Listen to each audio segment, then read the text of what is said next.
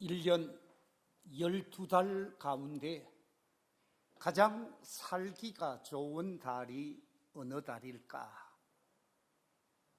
가장 행복한 달이 어느 달일까?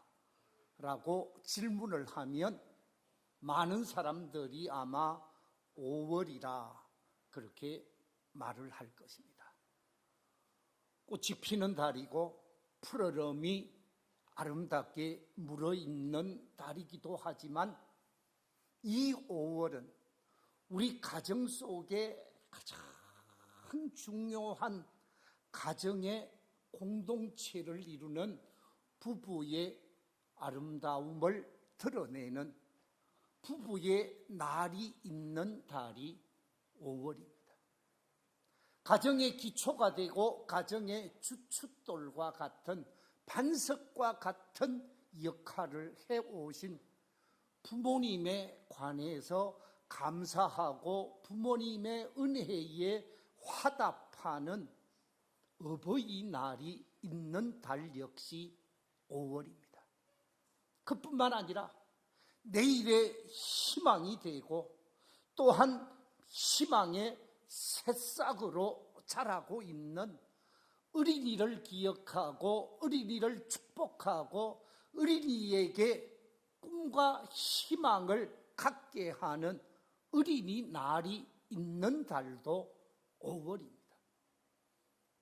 이 5월, 저는 가정의 달 이 5월에 오늘 말씀의 제목을 천국 같은 가정 만들기라 하는 제목으로 말씀을 나누고자 합니다. 과연 어떻게 해야 천국 같은 가정을 만들 수 있을까? 우리가 어떻게 해야 아름다운 가정, 모든 가족이 함께 기뻐하며 살 수 있는 가정을 만들까? 이것이 오늘을 살아가는 모든 가정 공동체의 숙제이기도 할 것입니다. 지금 이 시대 속에 많은 가정이 위기를 경험하고 있습니다. 많은 가정이 해체되어지고 있고 가족 속에 불행이 찾아오고 있는 것을 보게 되어지죠. 지금부터 60년, 70년 전까지만 해도 우리 대한민국의 모든 가정은 대가족 중심의 삶을 살았습니다. 할아버지, 할머니가 계시고 아버지, 어머니가 계시고 그 아버지, 어머니 슬하에 많은 자녀들, 7남매, 8남매를 둔 가정들이 많았습니다. 심지어 어떤 가정은 할아버지, 할머니 밑에 아버지와 어머니가 계시고 삼촌, 고모 할 것 없이 많은 사람들이 삶을 사는 이 대가족 중심의 삶을 살면서 3대, 4대가 함께 살아오면서 가문의 중요성을 인식하고 가문의 사랑을 경험하면서 삶을 살아온 것이 50년, 60년 전이었습니다. 그러다가 1960년대 이후에 우리 한국이 산업화 현상이 나타나게 되어지고 도시화 현상이 나타나게 되어지면서 이 대가족 중심에서 핵가족 중심으로 가족의 변화가 일어나게 되어지죠. 그래서 아버지, 어머니를 중심으로 해서 자녀들만이 있는 가정이 주류를 이루게 되어졌습니다. 그런데 그때가 60년대, 70년대, 80년대인데 지금 90년대를 넘어서 2000년대를 넘어온 지금 이 시대 속에는 핵가족 중심의 공동체가 아니라 탈가족 사회로 사회가 변화되어지고 있습니다. 부모님은 부모님대로 살게 되어지고 그 가운데 한 분이 세상을 떠나면 홀로 어른들이 사는 혼자 사는 가정이 지금 우리나라에는 상당히 많습니다. 부모 밑에 자녀들이 살다가 자녀들이 결혼도 하기 전에 각자의 삶을 펼쳐가는 이 탈가족 사회, 이 탈가족 사회 구성원이 약 30% 가까이 되고 있습니다. 그래서 지금은 혼자 사는 사람들이 아주 많은 가운데 있습니다. 많은 가정이 이혼을 하고 이혼을 통해서 상처를 받는 사람들 또한 많이 있는 것이 오늘의 현실입니다. 제가 통계청에 들어가서 통계청이 발표한 그 발표 자료를 보았더니 지금 이 시대 속에서 나는 결혼하지 않고 살겠다라고 말하는 사람이 46% 정도 된다고 합니다. 다시 말해서 과반 이상이 과반만 결혼을 하고 반 이하는 나는 결혼 안 하고 살아도 됩니다 라고 말하는 사람들이 많다라는 거예요. 왜 결혼에 관해서 관심이 없는가? 물론 자녀를 낳고 자녀를 키우고 자녀를 바르게 세워가는데 경제적인 부담이 드는 것도 있지만 가정을 이루면서 살아갈 자신이 없다라는 거죠. 엄마 아빠가 삶을 살아가는 모습을 보고 엄마처럼 살지 않겠다고 아빠처럼 살지 않겠다고 말하는 자녀들이 많다라는 것입니다. 그 말은 가정이 행복한 것이 아니라 가정이 도리어 부담이 되고 가정이 지옥 같은 가정들이 없잖아 있었다라는 거지요. 지옥 같은 가정이 천국 같은 가정으로 변화되어지는 길은 무엇일까? 하나님의 말씀인 성경 속에서 천국 같은 가정을 이루는 비결은 무엇이라고 말하고 있는가? 저는 오늘 본문 속에서 천국 같은 가정을 만드는 그 길을 몇 가지 나누면서 이 5월 가정의 달에 하나님의 말씀을 생각해 보고자 합니다. 과연 지옥 같은 가정에서 천국 같은 가정을 만드는 비결은 무엇일까? 성경은 우리에게 여러 가지를 말씀하고 있는데 오늘 세 가지 관점에서 천국 같은 가정을 만드는 비결을 살펴보고자 합니다. 제일 첫 번째 우리가 생각할 수 있는 것은 온 가족이 하나님을 온전히 섬기는 참된 믿음의 가정이 되어질 때 그 가정은 천국 같은 가정이 되어진다고 성경은 우리에게 말씀해 주고 있습니다. 아버지가 참된 믿음의 사람이 되어지고 어머니가 참된 믿음의 사람이 되어져서 그 자녀들까지 좋은 믿음의 사람으로 거듭나게 되어지면, 그래서 하나님을 경외하고 하나님 중심적으로 삶을 살게 되어지면 그 가정은 천국 같은 가정이 되어진다는 말씀입니다.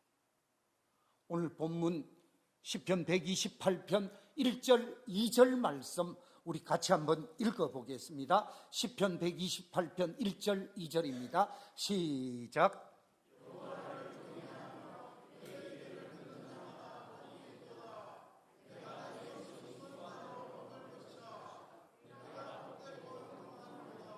아멘. 여호와를 경외하는 가정, 여호와 하나님을 바르게 섬기는 그 가정을 하나님께서는 축복하시고 그 가정을 잘되게 하겠다라는 말씀입니다. 더 나아가서 시편 127편 1절에서도 이렇게 말씀하고 있습니다. 여호와께서 집을 세우지 아니하시면 세우는 자의 수고가 헛되며 여호와께서 성을 지키지 아니하시면 파수꾼의 깨어 있음이 허사로다. 하나님께서 지켜주셔야 그 가정이 잘 될 수 있고, 하나님께서 돌보아 주셔야 그 가정이 온전해질 수 있다라는 말씀입니다. 하나님을 모시고 살고 하나님을 주인으로 모시고 살 때 화가 미치지 아니하고 재앙이 가까이 하지 아니하면서 복 있는 가정이 되어진다라는 것이죠. 그래서 정말 행복한 가정, 천국 같은 가정을 이루기 위해서는 하나님을 마음 중심에 모시고 살아야 함을 성경은 강조하고 있습니다. 우리 함께 열왕기상 2장 1절 이하 3절 말씀을 같이 한번 읽어보겠습니다. 시작. 다윗이 죽을 날이 임박하매 그의 아들 솔로몬에게 명령하여 이르되,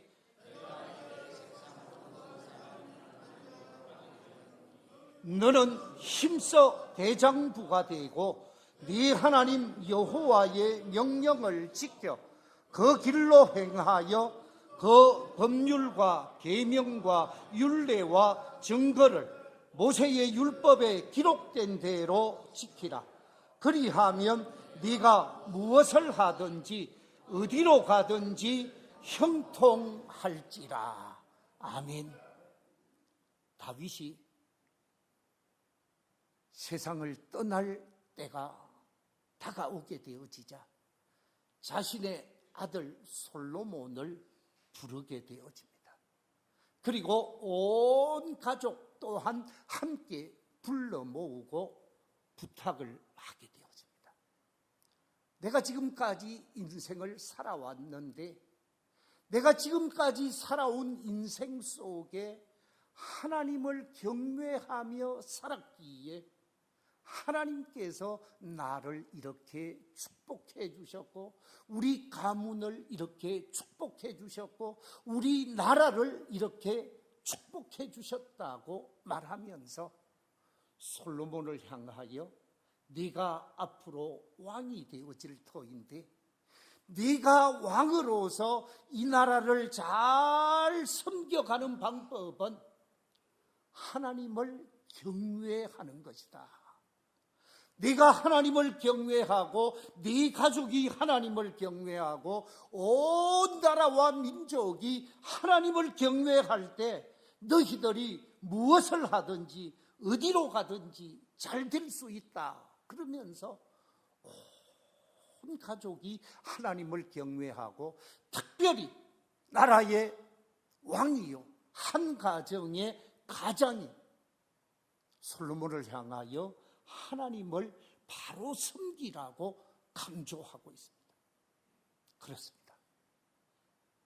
우리 가정이 천국 같은 가정이 되어지고, 우리 가정이 축복된 가정으로 복 있는 삶을 살고자 할 때, 그 가정, 하나님을 온전히 섬기는 가족이 되어질 때 그 가정은 복된 가정이고 그 가정이 행복한 가정이 되어지는 것이죠. 일본이 자랑하는 유명한 신앙인 우찌무라 간조라는 사람이 있습니다. 이 우찌무라 간조라고 하는 사람은 미국에 가서 신학을 공부하고 목사로서의 자격을 획득한 사람이었습니다. 그런데 목사로서 교회에서 목회를 한 것이 아니라 청년 운동을 하고 젊은이를 하나님께로 인도하는 일본 민족 복음화를 위해서 일생을 헌신하며 스승으로서의 삶을 산 사람이 우찌무라 간조입니다. 이 우찌무라 간조가 어떤 가정이 행복한 가정인가? 천국 같은 가정, 행복한 가정에 관해서 이렇게 정의를 내리고 있습니다. 어떻게 말하고 있는가? 우리 같이 한번 읽어볼까요? 시작. 남편이 있고 아내가 있고 그리고 그들 사이에 자녀가 있어 가을밤 고요해질 때 그들이 등잔불 주위에 둘러앉아 머리 숙여 하나님께 예배하며 기도하는 가정, 이 가정이야말로 정말 행복한 가정이다. 그때 주님께서 그들에게 말씀하신다. 두세 사람이 내 이름으로 모이는 곳에는 나도 반드시 그들 가운데 있나니라고. 무엇이 이보다 더 아름다운 가정이랴. 왕후의 궁전도 부러워할 바 못되는 것이다. 그렇습니다. 왕후의 가정, 궁전을 가지고 있는 왕후의 가정도 하나님을 섬기고 하나님을 모시고 온 가족이 하나님께 예배하고 기도하고 하나님께 영광을 돌리고자 하는 그 가정만 못하다고 표현하고 있습니다. 제가 주례를 하면 주례할 때마다 그 순서지 속에 가정은 어떤 가정인가 순서지에 기록하고 신랑 신부가 마음의 색이라고 소개하는 글이 있는데 그 글이 누구의 글이냐? 바로 내촌감삼 우찌무라 간조의 글입니다. 우찌무라 간조는 가정을 어떻게 표현하고 있는가? 이렇게 표현하고 있습니다. 가정은 행복을 저축하는 곳이요, 행복을 채굴하는 곳이 아니다. 얻기 위해 이루어진 가정은 무너질 것이요, 주기 위해 이루어진 가정만이 행복한 가정이다. 그렇습니다. 내가 가정을 통해서 뭔가를 얻고자 하고 육체적 욕망을 얻고 육신의 배를 채우고 자신의 어떤 욕망을 얻기 위해 가정을 이룬 사람은 그 가정 불행해질 수밖에 없습니다. 그러나 가정을 이루어서 내가 내 아내에게 사랑을 주고 내가 내 남편에게 기쁨을 주고 모든 가족 속에 온 가족을 내가 섬기고자 하고 내가 받들고자 하고 내가 바르게 사랑하고자 하는 주고자 하는 가족이 되어질 때 그 가정은 잘 될 수밖에 없죠. 어머니의 헌신이 있고 아버지의 희생이 있는 가정, 아버지 어머니가 자녀들에게 잘 받들어 섬기고자 하는 마음이 있는 가정은 결코 잘못되지 않는다라는 것. 그렇습니다. 우리가 오늘을 살아가면서 지금 내 나이 70이든 80이든 50이든 40이든 나는 내 아내를 위하여 내 모든 정성, 내 모든 마음을 다 주겠다. 나는 내 남편을 위하여 내 몸과 내 마음과 내 인생 전부를 바치겠다라고 하는 마음의 자세로 삶을 살아갈 때 그 가정은 잘 될 수밖에 없지요. 진정 우리가 하나님을 섬기고 하나님의 말씀 안에서 삶을 살아가야 할 것입니다. 오늘날 예수 믿는 가정, 예수를 믿는다고 하면서 행복한 가정을 이루지 못하는 사람들이 의외로 많습니다. 왜 그렇습니까? 하나님을 섬기는 믿음의 삶을 살고자 하면서도 행복한 가정을 이루지 못한 삶의 모습을 보면 아주 어중간한 삶을 살고 있습니다. 다리 하나는 세상에 걸쳐놓고 또 다른 하나는 믿음 안에 걸쳐놓고 왔다 갔다 하는, 어느 날은 신앙인 것 같고 어느 날은 전혀 신앙도 없는 사람 같은 왔다리 갔다리 하는 사람들이 있습니다. 정말 예수 안에서 참된 신앙인의 삶을 살아가야 할 터인데 어정쩡하게 삶을 살아갑니다. 양다리를 걸치고 삶을 살려고 하는 가정은 결코 행복할 수가 없습니다. 예수 그리스도 안에 있는 가정, 우리 주님의 은혜 안에 있는 가정이 되어질 때 그 가정이 복된 가정이 되어지죠. 그래서 예수님께서는 요한복음 15장에서 이렇게 말씀하고 있습니다. 요한복음 15장 4절 5절 말씀 같이 한번 읽어보겠습니다. 시작. 내 안에 거하라. 나도 너희 안에 거하리라. 가지가 포도나무에 붙어 있지 아니하면 스스로 열매를 맺을 수 없음같이 너희도 내 안에 있지 아니하면 그러하리라. 나는 포도나무요 너희는 가지라. 그가 내 안에 내가 그 안에 거하면 사람이 열매를 많이 맺나니 나를 떠나서는 너희가 아무것도 할 수 없음이라. 그렇습니다. 주님 안에 온 가족이 거하면서 하나님을 잘 섬길 때 그 가정이 가정 천국을 이루게 되어지는 것이죠.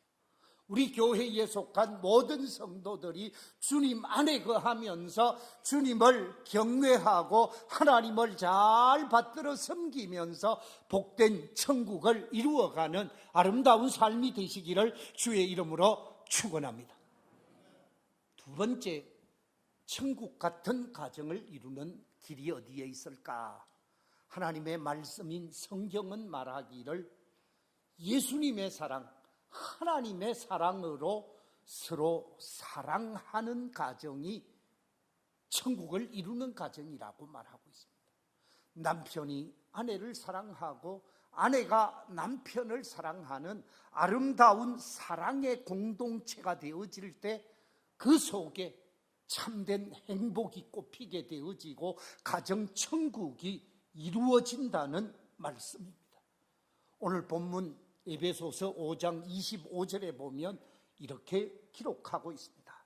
남편들아, 아내 사랑하기를 그리스도께서 교회를 사랑하시고 그 교회를 위하여 자신을 주심같이 하라. 예수님께서 교회를 어떻게 사랑하셨습니까? 예수님께서 교회를 사랑하기 위하여 우리 성도들 한 사람 한 사람을 사랑하고 구원하기 위하여 십자가 위에서 자기 자신을 드리기까지 했습니다. 십자가 위에서 자신을 완전히 죽이시기까지 하면서 우리를 구속해 주신 것이 예수님의 사랑이십니다.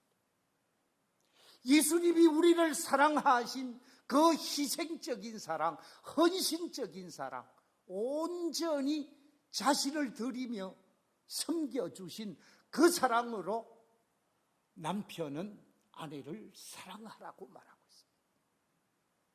사랑이라는 말을 우리 한국말로 표현할 때는 여기도 사랑, 저기도 사랑, 다 사랑이라는 말로 표현을 합니다마는 헬라어, 이 신약 성경 속에서 사랑을 네 가지로 나누고 있습니다. 제일 첫 번째, 우리가 가장 쉽게 알고 있는 사랑, 에로스 사랑이 있죠. 남녀 간의 사랑, 남녀 청춘이 불타는 사랑을 하는 육체적 사랑을 에로스라고 표현을 합니다. 두 번째 사랑이 있습니다. 그것은 다름이 아니라 필리아라는 사랑입니다. 이 필리아라고 하는 사랑은 우정을 나타내고 의리를 나타내는 사랑이죠. 친구지간에, 형제지간에, 우리 주변에 있는 동창들끼리 또는 동문들끼리 뜨겁게 서로가 사랑하고 섬겨주는 우정과 의리를 필리아라고 얘기를 합니다. 세 번째 또 하나의 사랑이 있는데 그것을 스톨게라고 얘기를 합니다. 이 스톨게라고 하는 사랑은 피로 맺어진 사랑, 아버지와 아들과의 사랑, 어머니와 딸과의 사랑, 자녀의 사랑, 형제의 사랑 또는 같은 성씨의 사랑, 이런 사랑을 우리가 스톨게라라고 말을 하게 되어집니다. 그런데 이런 스톨게라든지 필리아라든지 에로스는 인간적인 사랑이에요. 그런데 네 번째 표현하고 있는 아가페라고 하는 사랑은 절대적 사랑, 헌신적 사랑, 이타적 사랑, 완전히 자기 자신을 다 드리고 바쳐서 사랑하는 하나님의 사랑, 신적 사랑이라고 표현합니다. 성경 속에서 우리 가정의 가장이 되어지는 남편들에게 네 아내를 사랑하되 에로스적으로만 사랑하지 말라, 또는 스톨게로 사랑하지 말고 아가페적 사랑을 실현해라. 무한히 헌신적이고 무한히 희생적인, 온전히 자기 자신을 다 들여서 사랑하라고 말씀하고 있습니다. 가족을 위해 뜨겁게 사랑하는 이 사랑, 그리스도의 사랑을 실천하라고 말씀하고 있습니다. 그렇습니다.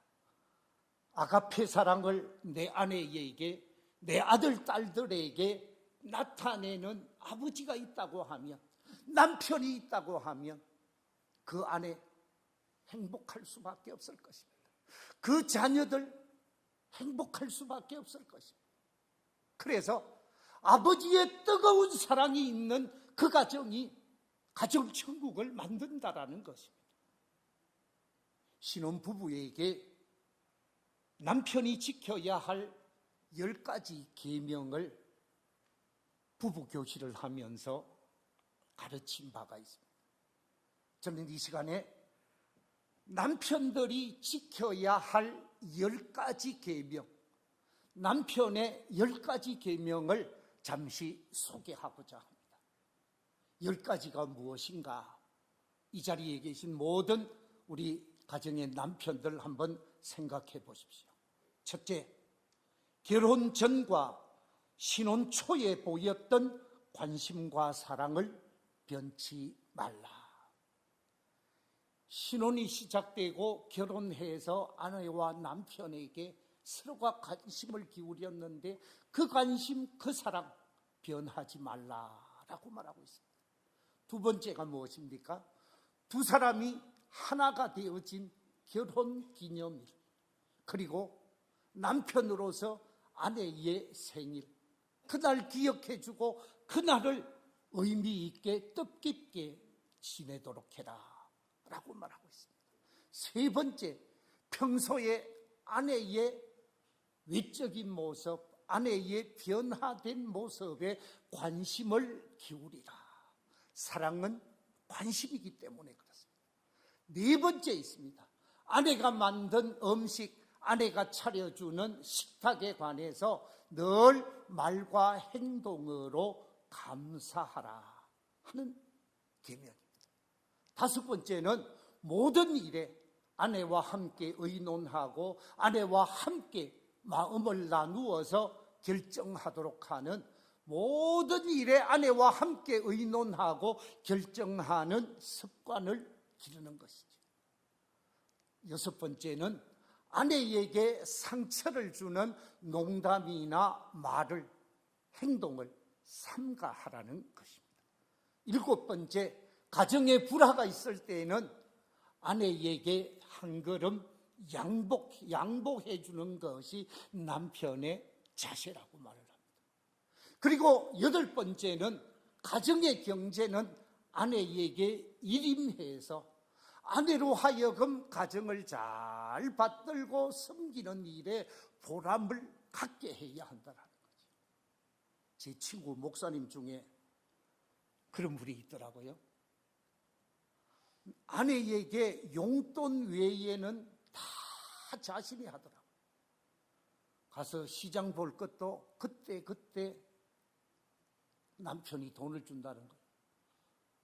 제가 그랬습니다. 그래도 붙어서 사나? 여러분, 부부가 한 몸이 되어지고 한 가정을 이루었는데 전적으로 맡겨서 아내가 보람된 역할을 할 수 있는 것은 주어진 수입을 가지고 어떻게든 가정을 아름답게 이루고 흑자 경영을 하도록 하는 그런 모습이 남편이 아내에게 믿음을 주는 모습이잖아요. 그런 모습이 우리 속에 있어야 하는 것이죠. 9번째는 아내의 개성과 취미를 존중하고 키워주도록 하라 하는 것이고, 10번째는 하루에 2번 이상 아내의 장점, 아내의 좋은 점을 보고 칭찬해주는 그런 모습이 남편이 해야 할 10가지 습관 중에 하나라 그러는데, 가정을 이루고 사는 모든 남편이 이 10가지를 잘 지키면 그 가정은 행복할 것입니다. 그 가정은 갈등과 아픔이 없을 것입니다. 이런 사랑이 넘치는 모든 가정, 모든 남편들이 되시기를 주의 이름으로 축원합니다. 3번째 또 하나 있습니다. 천국 같은 가정을 이루기 위해서는 아내들의 아름다운 순종과 복종이 꼽히는 가정이 되어야, 남편이 사랑하고 섬기고 받드는 그 가족들, 아내가 순종하고 자녀들이 복종하는 이 순종과 복종이 온 가족 속에 꼽히게 되어질 때 그 가정은 행복하게 되어지는 것이죠. 제 말이 아니고 성경의 말입니다. 오늘 본문 말씀 우리 22절, 에베소서 5장 22절 말씀 같이 한번 읽어볼까요? 시작. 아내들이여 자기 남편에게 복종하기를 주께 하듯 하라. 아내들을 향하여 복종하라고 말하는데, 교회가 주님께 복종하듯 남편에게 아내는 복종해야 하는 것입니다. 오늘 본문 에베소서 5장 24절에서도 이렇게 말하고 있습니다. 그러므로 교회가 그리스도에게 하듯 아내들도 범사에 자기 남편에게 복종할지니라. 아내들이 못나서 복종하라 하는 겁니까? 아내들이 열등하기 때문에 복종하라는 것입니까? 그게 아닙니다. 여기서 복종하라고 하는 말은 그리스도께서 교회의 머리가 되듯이 가정의 머리를 남편으로 삼았기 때문에, 가정의 머리가 남편이기 때문에 그 몸은 머리에 복종하듯 아내는 복종하고 자녀들이 복종하면서 아름다운 화목리를 이루어야 한다는 것이지요. 가정 속에서 남편의 한마디 한마디 말에 아내가 끊임없이 반격하게 되어지고 거부하게 되어지면 그 가정은 천국이 아니라 지옥 같은 가정이 되어질 거예요. 남편의 말이 조금은 받아들이기 힘들더라도 먼저 인정해놓고 이 부분만 이렇게 하면 어떻겠습니까? 한다고 하면 남편도 수긍을 할 것입니다. 그런데 끊임없이 부딪히는 가정, 그 가정은 결코 가정천국을 이룰 수가 없다라는 말씀입니다. 남편의 10가지 계명이 있듯이 아내들의 10가지 계명이 있습니다. 여인들, 가정을 섬기고 가정을 받들어 살아가고 있는 여인들, 아내들이 지켜야 할 10가지 계명, 제일 첫 번째가 뭐냐? 자신과 가정을 아름답게 꾸밀 줄 아는 재치와 근면성이 있어야 합니다. 여러분, 도둑이 들 때 어느 집에 도둑이 들어오는지 아세요? 경찰관이 그러더라고요. 한 경찰관이 TV에 나와서 같이 참여하신 분들하고 이야기를 하는데, 어느 집에 도둑이 많이 드느냐? 신발장, 가정 입구 신발장이 있고, 이제 신발을 벗어놓고 집 안으로 들어가잖아요. 그런데 거기에 신발이 완전히 갈지자를 걸어놓고 마음대로 하고 있는 가정, 여기는 두말할 것도 없이 털어서 갈 수 있는 가정이라 생각한답니다. 그런데 어떤 가정은 남편이 들어오든 자녀가 들어오든 신발을 다시 나갈 때 바르게 신을 수 있도록 정리를 쫙 해놓은 가정은 이 집은 틀었다가는 문제 있겠다, 금시 일어나겠다라고 생각을 하고 아예 들어왔다가 현관에서 나간답니다. 그런데 신발이 완전히 태풍 맞은 집 같으면 여기 와서 라면 끓여 먹고 가도 문제가 안 일어나겠다라고 생각한답니다. 그래서 저도 가끔 신방 갈 때 이 집에는 신발이 어떻게 되어 있는가 제가 지켜보기도 합니다. 여러분, 우리 집에 누가 한번 오십시오. 우리 집에 들어오면 신발이 어떻게 되어 있을 것 같아요? 가지런하게 정리가 되어 있습니다. 그래서 우리 집에는 도둑이 안 들어요. 자, 가정을 예쁘게, 가정을 아름답게 꾸며야 나갔던 가족들이 기분 좋게 들어올 수 있다, 그 말이죠. 두 번째, 아내의 계명이 뭡니까? 음식 준비에 신경을 쓰셔야 합니다. 그래서 남편의 식성을 유의해서 식사 신경을 써주셔야 돼요. 세 번째가 뭡니까? 혼자서만 말하지 말고 남편에게 말할 기회를 주어라. 아내들이 막 얘기를 하면 남편들 말도 잘 안 하는데 할 시간을 안 주는 그런 주부들이 없잖아 있더라고요. 좀 남편도 할 말을 할 수 있는 기회를 주는 것이 중요하다는 거죠. 그 다음에 네 번째는 다른 사람들 앞에서 남편의 무엇을 말하지 말라고요? 남편의 단점은 두 사람 있을 때 얘기하는 거예요. 당신이 이런 것 좀 바꿔주셨으면 좋겠다고, 당신이 이런 것 좀 이렇게 해주셨으면 좋겠다고. 그러면 좋은데 가족 다 모여있는 동생, 여동생, 남동생 온 가족이 모여있고 조카들 모여있는 데서 너그 삼촌은, 너그 큰아버지는, 너그 아버지는 이렇고 저렇고 하면 그날 기분 좋지는 거죠. 우리 집에서도 가끔 아이들이 있을 때 아빠 단점 얘기할 때 얼마나 기분이 나쁜지 몰라요. 얼굴빛이 변하잖아요. 단점은 사람들 있을 때 하는 것 아니에요. 남편도 아내도 똑같습니다. 그뿐만이 아닙니다. 남편에게 따질 말이 있을 때는 남편의 뭘 보고요? 기분 상태를 좀 보고 따지라고요. 기분이 좋을 때, 받아들이기 쉬울 때, 그래야 갈등이 없고 다툼이 없고 싸움이 없다라는 거예요. 여섯 번째, 남편 홀로 휴식 시간을 주는 것이 좋습니다. 혼자 있고 싶은 시간이 필요하다라는 거예요. 그뿐만이 아닙니다. 일곱 번째, 중요한 가정일을 결정할 때는 아내의 뜻도 중요하죠. 남편이 오케이 하면 되는데 남편이 도저히 아니다, 이 일을 하자 그러면 남편의 뜻을 존중해 주는 그 가정이 행복한 가정이 되고 그 가정이 복된 가정이 되어지는 거예요.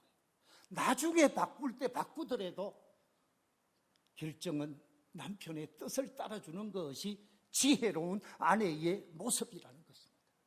그 다음에 여덟 번째, 남편의 수입에 맞추어서 또는 아내와 남편의 수입에 맞추어서 가정을 경영해야 한다고 말을 하고 있습니다. 아홉 번째, 모든 일에는 좀 참을성이 있어야 한다. 왜냐하면 안 좋은 일이 더 있을 수 있기 때문이라는 거죠. 열 번째, 하루에 2번 이상 남편의 장점을 발견하고 말해줌으로써 남편에게 자긍심을 갖도록 하는 것이 중요하다라고 말하고 있습니다. 이거는 나이 80 먹어도 예외가 없습니다.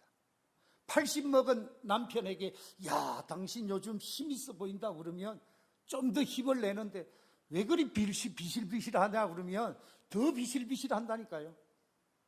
기분 나쁘게 말하지 마시고 용기와 격려와 힘을 북돋아 줄 수 있는 삶의 자세가 아내들에게 필요하고 그것이 곧 아내의 지혜라는 것입니다. 말씀을 맺겠습니다.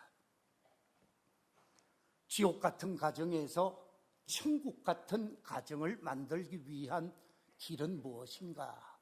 제가 세 가지를 말씀드렸습니다.